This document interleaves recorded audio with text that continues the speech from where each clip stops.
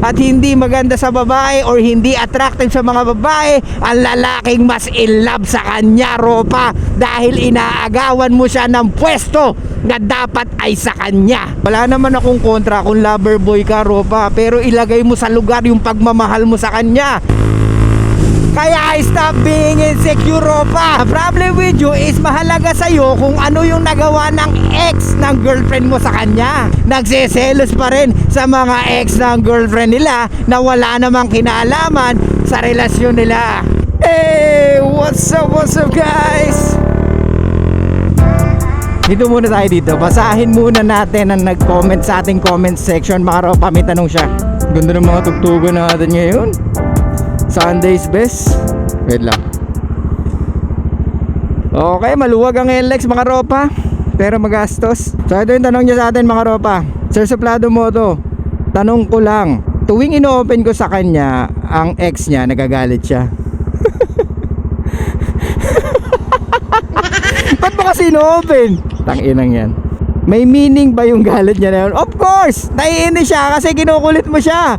Let's be fucking mature, Ropa. Ito yung sinasabi ko sa inyo na kilalanin nyo muna yung babae na gusto nyo jowain.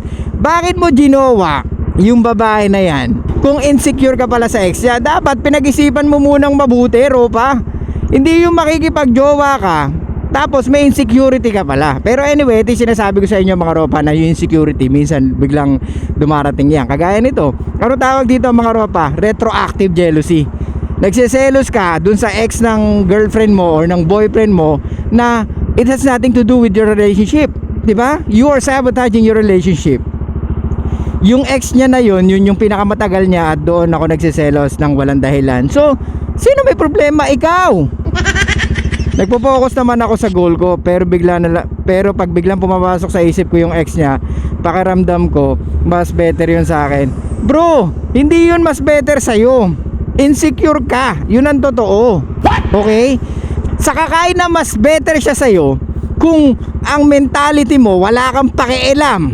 Okay? Dahil ang mahalaga sa'yo ay yung relationship, or mas valuable sa'yo yung relationship na meron ka ngayon, hindi mo sasabihin yan. Regardless kung sino man yung ex niya, gets?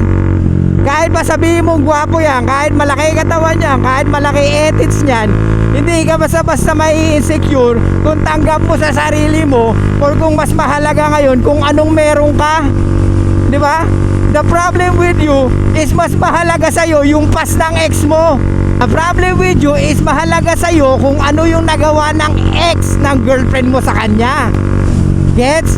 Insecurities to, Ropa. At ito yung mahirap kalaban, kasi wala kang ibang kalaban kundi sarili mo. Sinasabotahin mo yung relationship na maayos naman, ginugulo mo kasi insecure ka. Di ba? Kaya nga sinabi ko na sa inyo, kilalanin nyo munang mabuti yung mga babae bago kayo mag-jump sa relasyon. So ngayon nakikita mo, di ba, hindi mo ganong kinilala, hindi mo ganong inalam kung sino-sino yung ex niya, tas ngayon magseselos ka. Hindi ba kagaguhan to, Ropa? Ano sinasabi ko sa inyo? Alamin nyo muna yung mga past ng EA nyo bago kayo mag-jump sa relationship na gusto nyo, dahil tayo ako nagbibigay ng relationship, hindi sila. So ngayon tatanungin mo ako bakit naiinis siya. Of course, kahit ikaw naman, tanungin ka lagi about sa ex mo, ng girlfriend mo, matutuwa ka ba? Common sense lang, Ropa. Stop being a fucking childish. Okay? Be a fucking man. Stop bringing back. Tsaka hindi mo sinabi sa akin kung ilang taon mo siya niligawan. Hindi mo sinabi sa akin kung ilang taon sila nung ex niya. Hindi ko nakikita na may dapat kay kaselos eh. Ang nakikita ko dito, ginawa mo yan agad-agad. Kaya ka ganyan, Ropa. Kaya nga sa mga Ropa natin dyan na may nililigawan, at kung alam nyo medyo may insecurities kayo habang naririnig nyo yung mga ex nila or mga ex ng EA nyo, huwag muna kayo makipagrelasyon agad-agad, dahil talo kayo. Dahil putang ina yung emotions nyo lagi mapupunta ron, Ropa. Pag kayo nag-invest ng jealousy dun sa ex nya, talong-talo ka, Ropa. Dahil ikaw, iniisip mo yung ex nya, pero yung girlfriend mo natutulog ng mahimbing, at yung ex nya bumebembang ng iba, tapos ikaw may problema. Come on, man. Sa mga nakikinig sa akin matagal na, 1 year na tayo mga ropa. Buti nga nandiyan pa yung iba.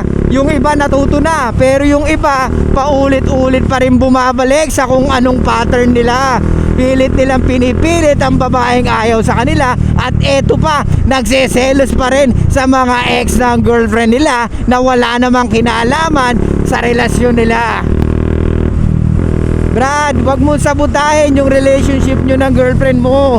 Kasi sayang, ang makikita ng girlfriend mo sa'yo, insecure ka at pwedeng ma-turn off siya. Pwedeng mawala yung attraction or bumaba na yung interest niya. Lalo na kung wala pa kayong taon, ropa. Di ba? Ulitin ko mga ropa, kilalanin nyo kasing mabuti. Alamin nyo kung ano yung ex niya. Alamin nyo kung ilan naging ex niya.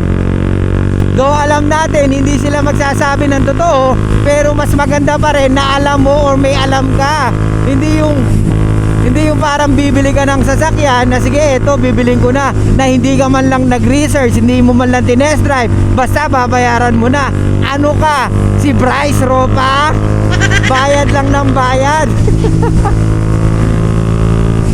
Kasi marami siyang pera. Hindi ganun, ropa. Tandaan mo, ikaw ang mag-i-invest ng oras sa kanya. Kaya mag-isip ka. Pag pinagpatuloy mo yan, pwedeng bumaba nga ang interest niya. At eto pa, ropa, ang nakikita ko dito, ikaw ang humahabol sa kanya at ikaw ang mas mataas ang interest sa kanya. Kasi kung talagang siya ang mas mataas ang interest sa'yo, hindi mo mapipil yung ganyan. Dahil para sa'yo, yung nakaraan niya, tinalikuran nyo na dahil nagsisimula na kayong dalawa. Eto, ropa, para may konting pampabagabag ng kalooban mo.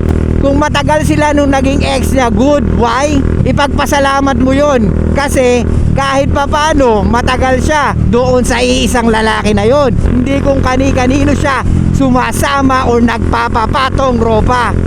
You should be thankful na yun lang yung naging ex niya, kung yun man lang talaga. At kung tumagal man sila ng 7 years, 10 years, you should be fucking thankful, ropa. Kasi at least alam mo na yun lang ang naging lalaki niya. Hindi kagaya ng ibang babae na kung sino-sino ang bumibira sa kanila.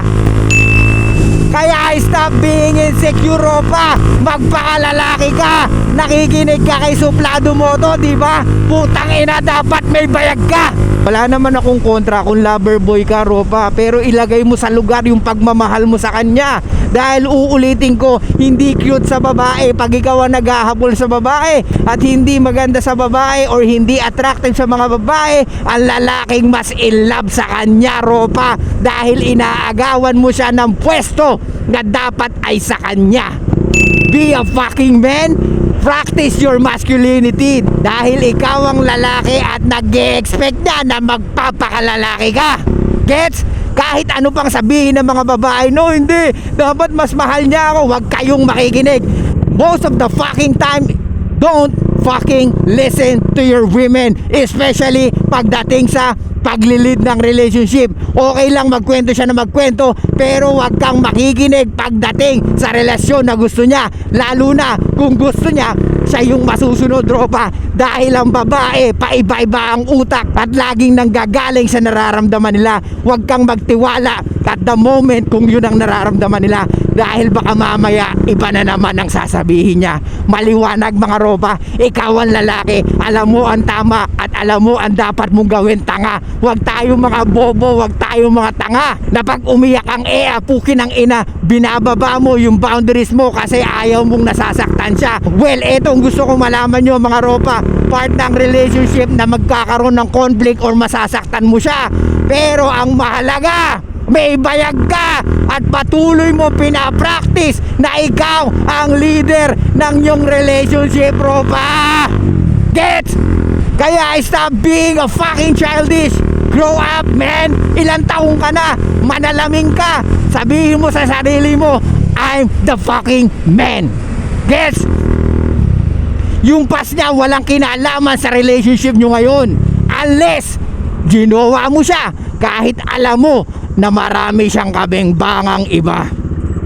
Okay, ano tayo gawin natin dito mga ropa? Huwag mong jowain muna agad-agad. kung hindi ka sigurado sa kanyang nakaraan. Kung may questionable pa siya, alamin mong mabuti, Ropa. Kung hindi siya aamin, makikita mo naman yon sa mga galaw niya. Okay? So yun lang guys, thank you so much. Sana may nakuha kayo. At sana tangina naman, magpakalalaki tayo mga Ropa. Okay? Show love, peace out, and be fucking mysterious mga Ropa.